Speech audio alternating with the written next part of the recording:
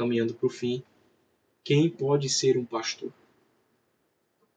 Benjamin Kitt ele vai falar das qualificações de um homem. Quem pode ser pastor? Tipo de homem que eles devem ser e quais as qualificações que eles devem possuir. Tudo isso é estabelecido, mais uma vez, nas cartas, nas epístolas a Timóteo e a Tito. Quem deve ser pastor? Quem deve ser pastor? Quais as qualificações morais e pessoais desse pastor? Primeiro, ele precisa ser irrepreensível. Não significa ser um homem perfeito, mas sem escândalo público. Segundo, marido de uma só mulher. Então, um homem fiel, íntegro conjugalmente. O cara que tem mais de uma mulher, teve mais de... não serve para ser pastor. Bom? Terceiro, sóbrio, prudente, moderado. Ou seja, autocontrolado emocionalmente. Já é? O pastor que é o tempo todo, eu sou rigidão, eu sou... calma aí, precisa ter muito cuidado, é uma linha muito tênue, né? Isso aí a gente precisa analisar. Um grande pastor, um homem de Deus, um ótimo pregador da palavra, um homem de Deus, cara. No ano passado, foi no ano retrasado, por exemplo, se afastou do ministério por ser um cara muito rígido. Muito... eu não estou dizendo que o pastor tem que ser molenga também, não. Mas ser um cara equilibrado, tá? Autocontrolado, emocionalmente falando. Outra coisa, respeitável, né? Ele tem uma vida que inspira honra. Outra coisa, não é violento, não irascível. Ou seja, sem explosões temperamentais, não é um cara explosivo temperamental. É óbvio que às vezes, né, irmão, tem um vídeo que dá vontade de fazer isso, né? Tem um vídeo que às vezes a gente explode, né? Já, meu Deus, que coisa. Mas o pastor, eu creio que é aquele cara que ele reconhece que errou, ele pede perdão, e ele não volta a fazer isso, né? Ele é difícil, isso. A ira não é pecado, né? É possível, a Bíblia deixa claro, irá sem pecar. Isso é possível. Outra coisa, não avarento, né? Não é movido por dinheiro. E hoje a gente vê muito isso, né? Pastores que caem, às vezes o cara é fiel à sua esposa, não cai em imoralidade sexual, mas é um cara que tem problema com dinheiro, é avarento, quer muito dinheiro, né? E aí é um outro problema. Não é dado ao vinho, né? E o vinho aqui não diz respeito apenas à bebida alcoólica, mas diz a vícios dominantes, né? Não é dominado por vícios, tá bom? Isso é um ponto importante. O foco é o domínio próprio, né?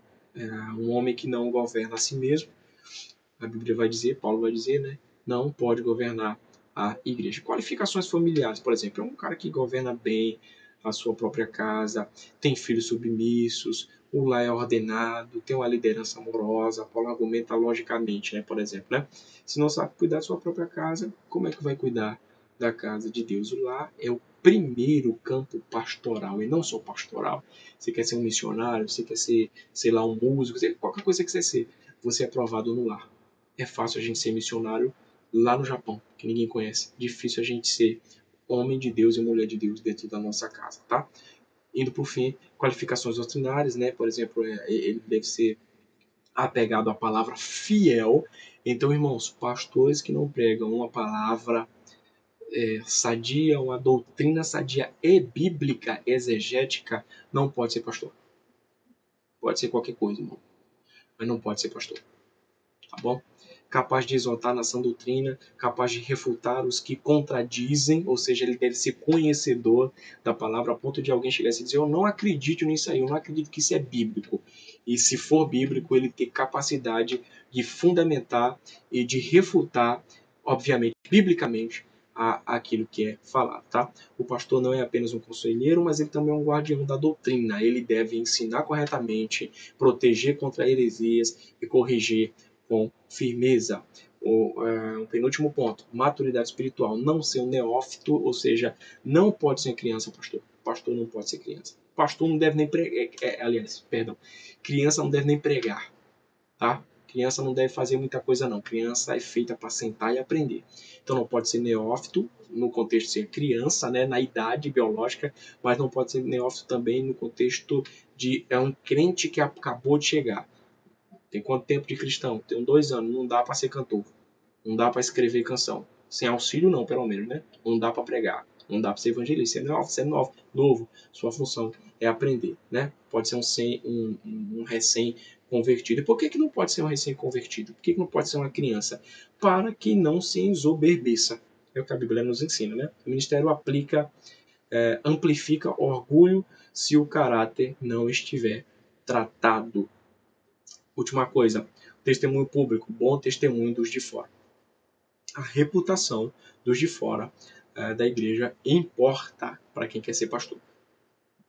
A liderança cristã deve ser respeitável até para incrédulos. Os incrédulos precisam constatar a tua boa conduta também, tá? A igreja prova se esses homens têm qualificações. Tá lá o indivíduo tem essas qualificações? Tem. Estão aptas para um ofício tão sagrado como esse? Estão. Então, em um dia de oração e jejum solenes, eles são ordenados a esse tão grande responsabilidade que é o ofício pastoral, ou do presbitério, ou do diaconato. Tá? Essas qualificações, essas especificações, essas exigências para o ofício ali em Timóteo e em Tito também não diz respeito apenas ao pastor, mas também ao presbitério e também ao diaconato, tá bom? Então esse foi o primeiro capítulo do livro. Que Deus possa vir ter te abençoado grandemente com essas reflexões, tá bom?